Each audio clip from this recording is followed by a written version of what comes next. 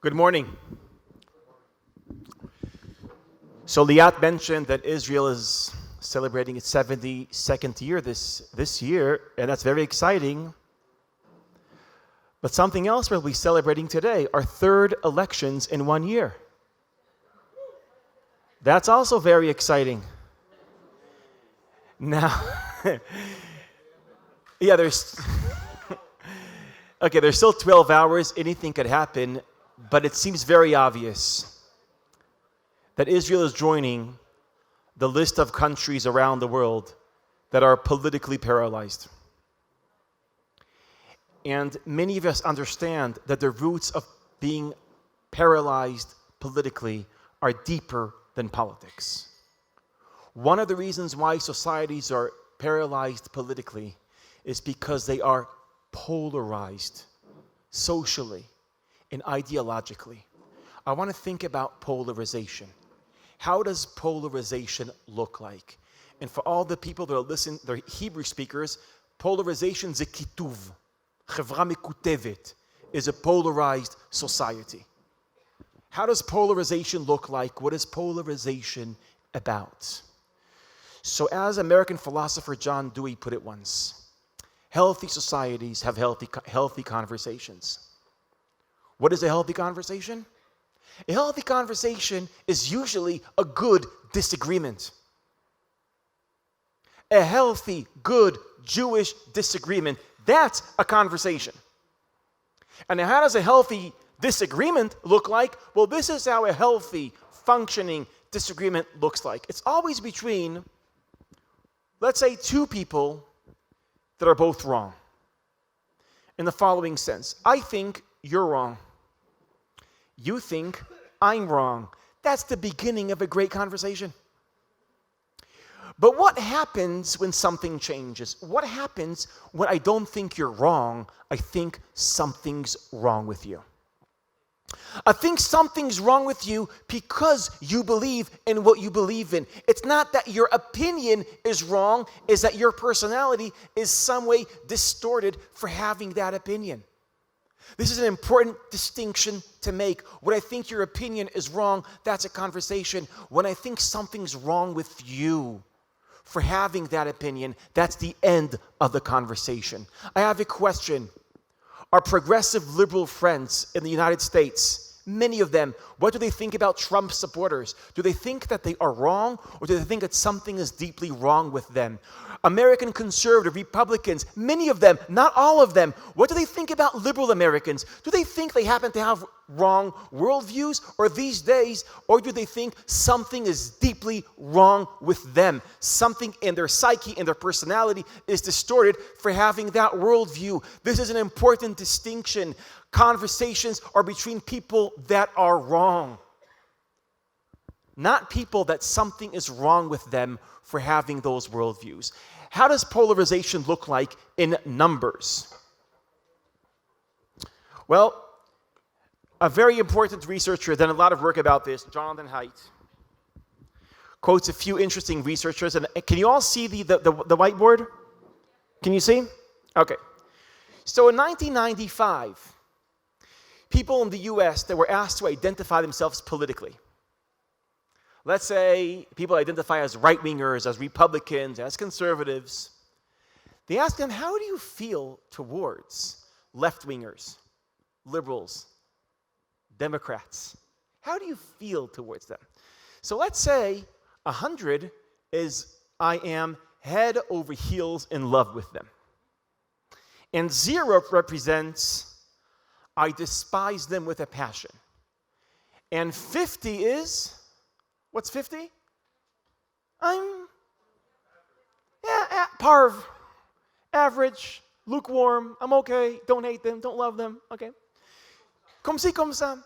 So, 1995, Republicans are asked, well, how do you feel, rate your emotions towards Democrats? What was the average answer among Republicans in 1995? Any guesses? 50? Come on. Okay, the average was 45 or like 43. Okay, over here. 45, let's say. Which means, what did right-wingers feel towards left-wingers just 20 years ago? What did they feel? They didn't love them. They didn't hate, What did left-wingers feel towards right-wingers? Roughly the same, around 45. Skip 20 years, 2015. People are asked again, identify yourself. I'm a right-winger, I'm a left-winger. How do you feel towards someone with the other opinion? What are the scores in 2015, just 20 years later? What are the scores? Okay, the scores are 8 and 6. Bang. This collapse is polarization. And then there's another research with different data. Also, I find very interesting. In 1995, people were asked to identify themselves. I'm a right-winger, I'm a left-winger. And then they're presented with different opinions that traditionally represent the other side. Let's say you're a right-winger, but what do you think about gay marriage? What do you think about abortion? What do you think about issues of social justice, social security? What percent of right-wingers could identify with at least 20% of the positions that are traditionally left-wing positions? You understand the question? I'm a right-winger, but I believe in gay marriage. I'm a left-winger, I think we should be tough on national security, which means I have an identity of a leftist, but I can identify with part of the opinions of the right-wingers and vice versa. So what do you think the numbers were in the 1995? Which means I could be a right-winger and still have some left-wing views inside me. What was the percentage? How many right-wingers or left-wingers did we have in 1995? It was roughly 35%. Okay? In 2015, how many of those kind of people do we have hanging around? Less than 10%. Okay, my friends, this is polarization. Just 20 years ago, people could be right-wing. Being a right-winger doesn't mean that you buy the entire right-wing ideology. Being a left-winger doesn't mean that I automatically identify with the entire left-wing package of opinions. People were a little bit more sophisticated, a little bit more complicated. I could be a right-winger, but I'm still thinking critically and freely. And I see the light in some of the opinions of the left and vice versa. You see, what happened in 20 years is two things. We reject the people with other opinions, and we reject also all their opinions. Which means, in a deep sense, maybe this is my best way to capture the phenomenon called polarization. Polarization is actually a result of a different phenomenon, and that is that our world is shrinking. If I can't stand people with other opinions, and I can't identify with any of the other opinions, that means my world is shrinking socially, and my world is shrinking intellectually, which means I'm trapped in my own political world. If I'm a leftist, all my friends are leftists. The books I read, the podcasts I listen to, the posts I read are all colored in my political color. Psychologically, socially, and intellectually, our worlds shrink.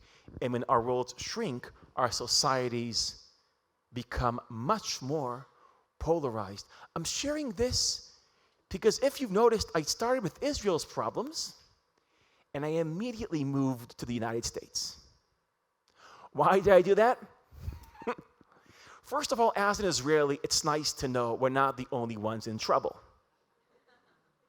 But the truth is, it's not only America and Israel that are polarized these days. Tomorrow, our British friends, any British in the room? And you're not going to be tomorrow in England? You're not voting? You made Aliyah. Okay, good.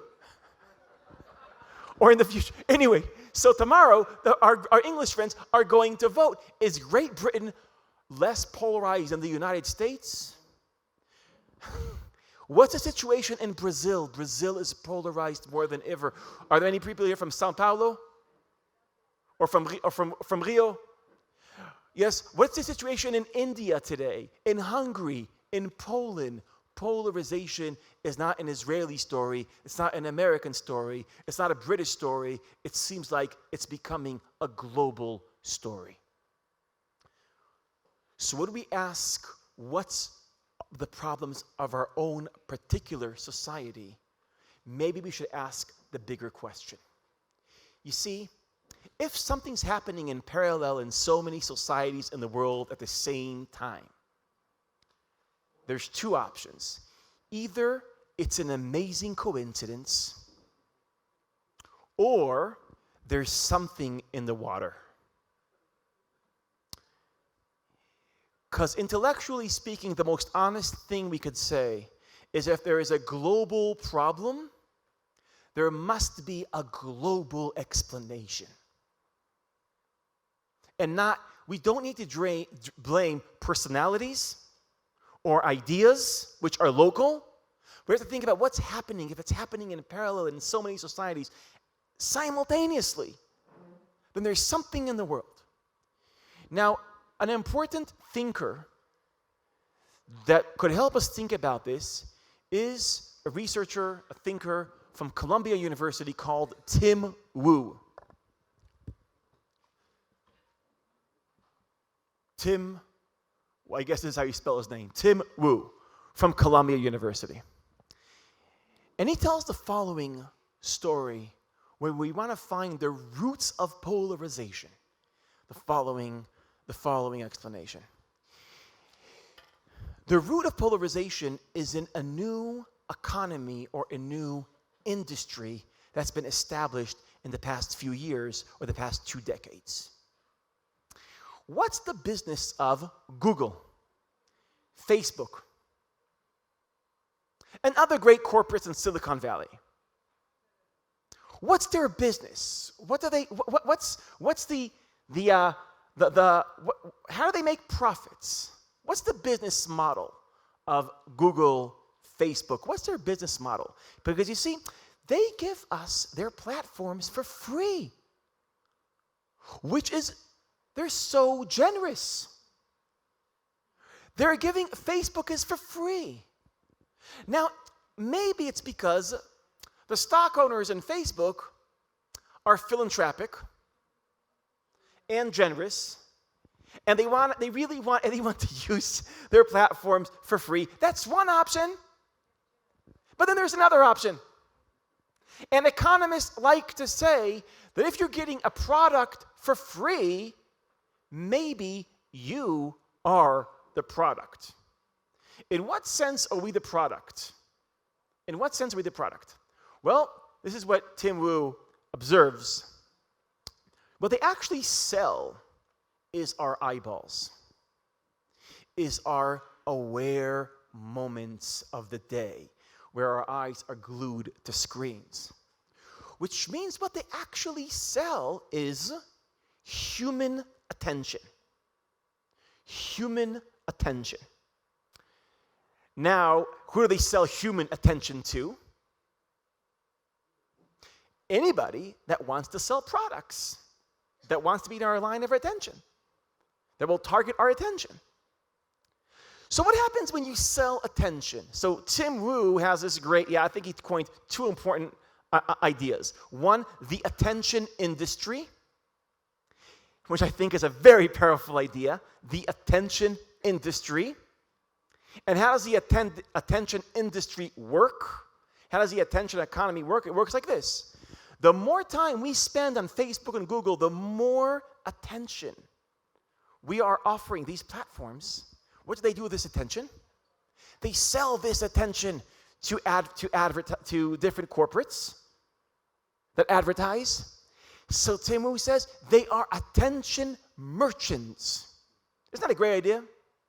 They are attention merchants. Now think about this idea of attention merchants. We give Facebook our attention for free.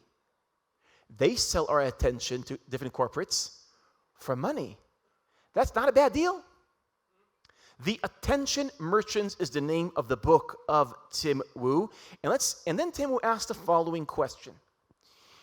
What's the value of companies participating in the attention industry? What's their value? If you compare their value to, let's say, companies participating in the oil industry. So when you compare the value of companies in the oil industry to attention industry, you realize that today the companies that are dealing with human attention are much more valuable than the strongest and most powerful oil companies in the US, which means the commodity called human attention today has more value than the commodity called oil. Now, when you have a new resource called attention, I have a question. If oil is a very expensive resource, what do oil companies do? Everything they can to drill deeper in the ground, everything they can to bring more oil out of the ground because it has value. If attention is the new oil, what will the attention industry do? Everything it can to mine more human attention. How do they get more human attention? Everything they can to attach our eyeballs to screens. Everything they can. And as Adam Alter, which wrote a very important book about this called Irresistible, describes, all the different attempts to tap into human psychological weaknesses in order to glue us to screens. For example, there is one weakness that all Homo sapiens have. We're all anxious about our social status. No one really knows if people like them or don't like them. How does the attention industry manipulate that weakness we have, our obsession to know what people really think about us? Well, once you post something on Facebook, how can you not check your screen every 5 minutes? Maybe someone likes me. By the way, what is the most interesting and curious noise in the cosmos? As Oscar Wilde put it, it's the noise of a knock on the door.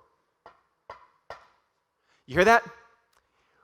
When you're in a conversation and you hear someone knocking on the door, Oscar Wilde observes that's the most interesting noise in the cosmos. Why? Why is that such an interesting, why is that so curious? Because it could be anybody. It's the voice of potential. And now for 20 seconds, you can't think about anything besides what's going to be on the other side of the door. Eilon Idan, which is an Israeli journalist that writes in Haaretz, has a great observation. He says, 2 people are having a conversation. And then in the middle of the conversation, one person feels a buzz in the smartphone in his pocket, and he knows it's WhatsApp. Eilon Idan says, now the conversation is over. Why is it over? Even if you're nice and you're gonna wait for the conversation to end to check, it's over. Why is it over? Because that's the voice of pure potential. Maybe it's the ex-girlfriend from high school that wants to come back. Maybe it's your boss wants to give you a promotion. Maybe it's someone the thing, it could be anyone or anything. But it's always usually just another corporate trying to sell something. But it could be, or in Israel, it's always a party trying to do a poll. But it could be anything. And you see the person in front of you can't compete because no matter how interesting he or she is, you know what their problem is? They are a reality. There's no mystery. These are human weaknesses. And we can't not be trapped, distracted, to offer the screen our attention. And there's about 100 different manipulations, more than 100 different tricks. And because of the sum of these manipulations, as Sherry Turkle, which writes about these issues, she's a great researcher from MIT University. Actually, Sherry Turkle is probably the most important researchers in the world today dealing with the psychological impact on screens on whoever uses them. She has the following observation. We used to have during the day moments between moments. You know what moments between moments are? Here's a moment between moments. You're standing next to an elevator, you're pressing the button, you're waiting for the elevator. That's a moment between moments. What are you doing now? You're, staring. Turkle argues psychologically, those are very important moments. Between moments. What happens when you stare? Something happens. An idea pops, two thoughts get connected, something happens. You're waiting for coffee. You press the button for the hot water. You're waiting. There's a moment. You're sitting in a coffee place and you're waiting for someone to show up, and he or she are 3 minutes late. They're 3 minutes late. That's a moment between moments. What happens to all the moments between moments? What happened to us the past decade? They were swallowed out of our life. They were sucked out of our life. All of us. When we press the button for the elevator and there is a minute there, what do? This. And they were sucked out of a life for a good reason. The attention industry capitalizes on every bit of attention. So it does everything it can to swallow our moments out of our life. I'm saying all this. I hope I'm not using all the time in my lecture, but I'm saying all this because there is one more move that the attention industry does in order to take our attention. It uses a human weakness that many people already know about. Daniel Kahneman writes about this. Dan Ariely, people that are... But it's called confirmation bias. What is confirmation bias? בעברית הטיית האישור העצמי. What is confirmation bias? Confirmation bias is the following thing. Human beings love their own opinions. Human beings love hearing their own opinions. One of the most fun activities we could do is to sit around a table, invite a lecturer that will lecture us about the opinions that we already have. It's so fun for left-wingers to see a video clip of somebody that says how the left is right and the right is wrong. It's so fun. And this is confirmation bias. As someone says, one of the definitions of what's a genius? What's a genius?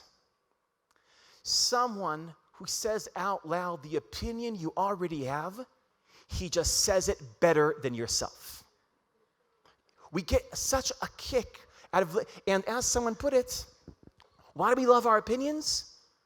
Well, maybe we love our opinions because we're emotionally connected to our opinions. Maybe we love our opinions for the same reason we love our children. Why?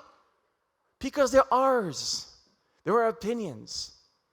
And this is proven many times. When you hear opinions that are different than your opinions, we tend to suffer. We tend not to enjoy it. This is a weakness we all have. Confirmation bias. Now let's think about the attention industry. The attention industry has one purpose and one purpose only, and that's what? To grab our attention. And with that in mind, our post, let's say our news feed in Facebook, what will we get on our news feed? Let me just try to draw this. Is this working, me using the whiteboard? Can you see this? So, no? I'll try to do it better. Over here, this is a news feed, okay? Which means it's limited real estate.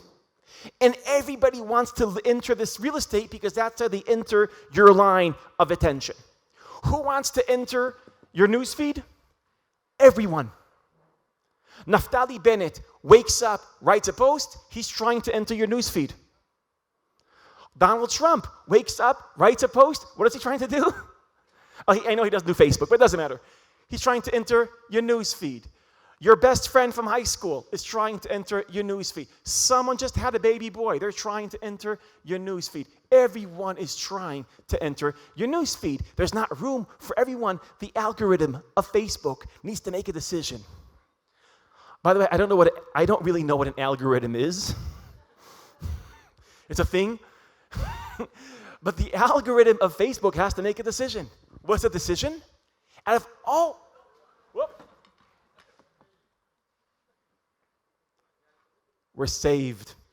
So the algorithm of Facebook has to make a decision. How does it make a decision? What posts are you going to see on your news feed? Only not is he going to select the posts that are most truthful, share most information, expand your horizons. No, they're part of the attention industry, and they have one question. What's the question? What's going to grab my attention? And since we all have confirmation bias, what does the algorithm know? That the best way to grab my attention is to give me a post or a video that I agree with. And therefore, I'm getting in one post here, I'm getting one version of my opinions. And over here, another version of my opinions. And down here, another version of opinions. And over here, a video demonizing someone with other opinions. As a result, the person who captured this best is a thinker, a activist called Eli Fraser. Google him afterwards. He has a great TED Talk, Eli Fraser. And he calls this living in a filter bubble, where you always get fed from different directions, different versions of your own worldview. Now let's think about what's really happening here. What's the definition of brainwashing? What's the definition of brainwashing? Brainwashing is you take an idea, a message, and how do you enter people's psyches and capture it? How do you brainwash? Through the power of repetition. Daniel Kahneman explains that in our minds, we have a hard time distinguishing between truth, something that's true, and something that's extremely familiar. And that's what constant repetition works on. By repeating a message, after a while, what happens? It just feels right. It's so familiar. Actually, it feels obvious. So what happens to us when we live in filter bubbles? What happens to us? We get the same message again and again. But what's the message we get again and again? It's not some party capturing our minds, brainwashing us. It's not a movement that's somehow destroying our defense mechanisms and injecting into our minds. It's something more interesting and deeper than that. What is Facebook? Which messages are now brainwashing me? My own. Here's what Eli Fraser coins. Listen to the following phrase: auto-propaganda. Auto-propaganda. And when you live in a filter bubble, hearing your own views again and again, you become more and more persuaded. You see, human beings, we have views. We also sometimes are skeptical about our own views. Living in social media ends self-skepticism. And now what happens when a person living in a right-wing social media filter bubble meets someone from a left wing, from the other side? They are also living in a filter bubble. What happens when they meet? Do they think, oh, I think you are wrong? That's not what they think, that's not what they feel, that's not what they experience. We live in two different filter bubbles, and you meet someone from the opposite filter bubble. How does he or she seem like? You don't think they're wrong. You think something is deeply wrong with them.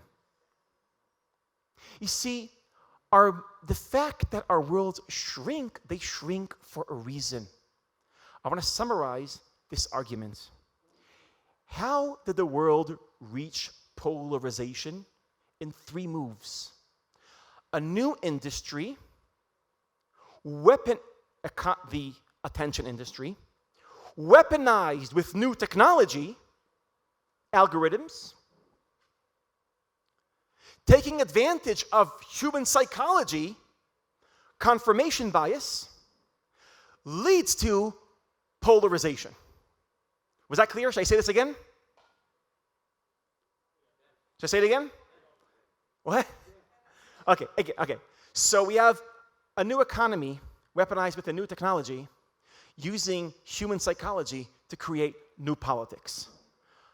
A new economy, the attention industry, weaponized with algorithms, using confirmation bias, and the result is political polarization all over the world. Now, I know this sounds like a very sad lecture, and I have a fantasy of ending a lecture on a very awkward note, like the world is polarized and good luck with that. Shabbat shalom. But I want to turn this around just for a minute. Karl Neubart, he's also an interesting person writing about these issues, has a great observation. He says sometime in the middle of the 20th century, there was a revolution in the food industry, fast food. And some people realized that by creating industrialized food, you can make a lot of money. Because you could offer food which has three things. One, it's very yummy. It tastes McDonald's and French fries. Not that I would know, but it tastes really great. It costs. It's very cheap. And it doesn't take much time. So you save time and money and get something that tastes great when it's in your mouth. Perfect. And some people were writing after when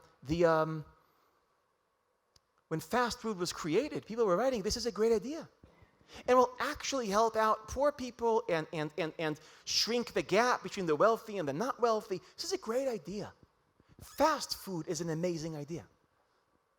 But then about 10 years later, people started waking up and saying, there are some problems with fast food.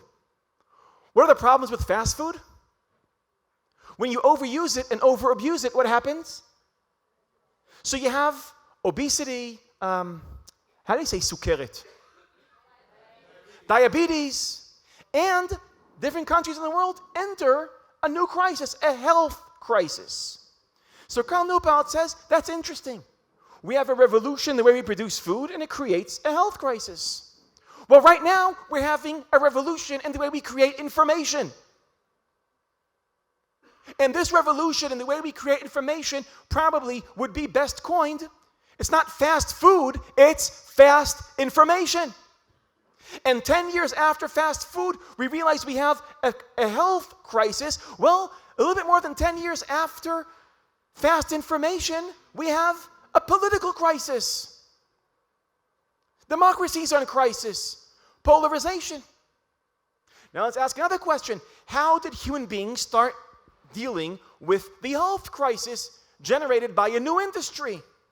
How did they do that? How did we do that? First of all, they started having conversations like these. They started building awareness. And eventually started thinking differently about food, and eventually a new movement was born and created called Meatless Monday, for example. Slow food. Now, slow food is interesting. It's a reaction to fast food. It's a reaction to junk food. Slow food is that you take your time and you enjoy the process. And you make the food, you choose the products, the ingredients. You make it slowly. You eat it slowly. It's healthier. It's the reaction that balances fast food. Here's a question I have. And this question is a very important question that people in liberal democracies all over the world have to ask themselves today. Our reaction to junk food was slow food. What will be the right reaction to junk information, to disinformation, to fast communication? How does the slow information movement look like? It looks like JCC Global, for example. It looks like places and organizations and communities that get together not only for the result, but for what? For the process. It looks like people sharing information not inside filter bubbles, but how? Face to face. Through making real eye contact. It looks like a place where people get together face to face and has two components. One, the people getting together are diverse. And when you spend time with people that are different than you know what happens? Something new is born. And that is the curing power of curiosity. And this is something I want to just I need to start landing this airplane. I want to speak about the curing factor of curiosity. I'm saying this inspired by John Dewey again. How do you cure a conversation? Healthy societies are based on healthy conversations, and healthy conversations are healthy disagreements. How do you cure disagreements? Well, anxiety, I'm now inspired by John Dewey, I'm saying the following line. Anxiety and curiosity are actually, both of them, a reaction to the same thing. To what? Otherness. When you hear someone with a radically different view of your own, that in your entire filter bubble, in your surroundings, you can't believe people think that way. When you meet that person with that view, you could respond with anxiety. Why anxiety? Because it's so different. But you could also respond with curiosity. Why curiosity? Because it's so different. Anxiety and curiosity are reacting to the same thing. Curing a conversation is not blurring difference. It's responding differently to difference. It's the movement from anxiety to curiosity. Jewish tradition celebrates disagreement, and it cultivates curiosity. And here's a very big question. Can we tap into our ancient tradition of curious disagreements, like the Mishnah, the Gemara, the Talmud, and use that energy to offer an alternative to a polarized world, to a world that responds to difference only with curiosity and only with anxiety and barely with curiosity? And how would that look like? And I want to end with one last observation by Sherry Turkle. Social media is not the enemy. Here's how we should start thinking about social media or any online communication. If we realize that the only real communication in the world is face-to-face, it's JCC Global, it's initiative like Sandy Cardin's and Dvir Kahana's Our Common Destiny, where very different people get together to discuss, to disagree, and enjoy each other's presence. If that's slow communication, healing communication, a communication that's balancing the polarization of fast communication, living in filter bubbles. I guess the only way to organize these kind of meetings, many of you came here. How did you come here? Where did you first hear about this event? Online, right? Right? So, if online enables offline interaction, online is doing its job. If online is in service of real slow communication, then internet, social media can make us much more connected and much less polarized. But what happens when we see social media and we see our online world not as the world that's in service of real communication, but we tend to see that as real communication? That's how the world becomes polarized. So I hope these thoughts were helpful. To see one of the purposes of your organizations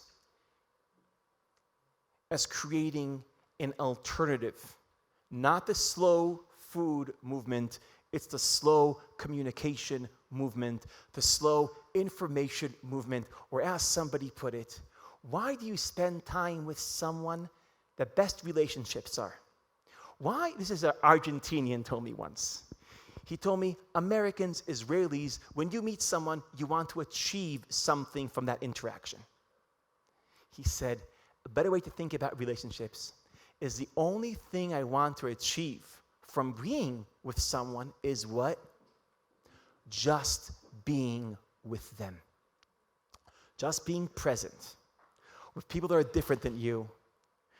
Turn their difference to a source of curiosity and not a source of anxiety. Thank you very much for listening to me.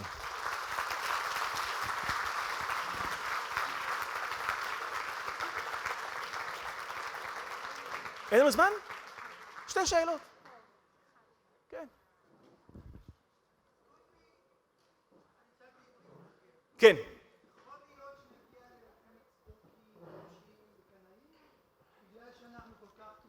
Okay, so what's your name, my friend? So Igal is asking a very powerful question. And towards the end of the Second Temple, the Jews in Judah, in Israel of that time, were so polarized that they were that it turned into civil war. And are we on the verge of civil war? So Igal, I want to tell you something. We're so polarized. I'm afraid of something else. That polarization won't lead to hatred, it will lead to indifference. We just stop thinking and caring about each other. But I think we're not there yet. We're not there yet. We're still curious about each other. We still care about each other. And we care enough about each other to dislike each other.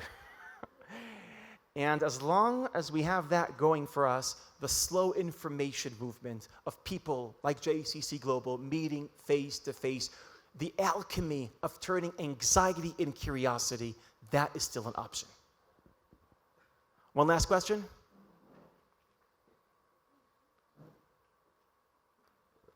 Yes. Not a question. I just want to say that, like I said about slow eating or slow food, I think mindfulness is a very basic thing that people are going back to. That's right. I believe most people here know what mindfulness is. That's right. So we just wanted to add that. That's right.